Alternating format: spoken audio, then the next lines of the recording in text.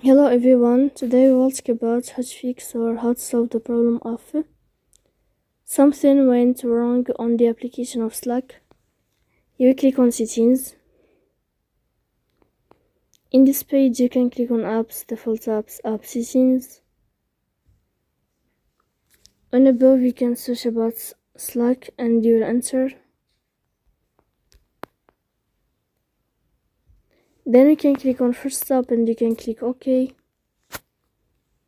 After that you'll enter to the window of storage. Here you can click clear cache. In the end you can turn on your airplane mode and you can turn off then you can turn off your airplane mode again.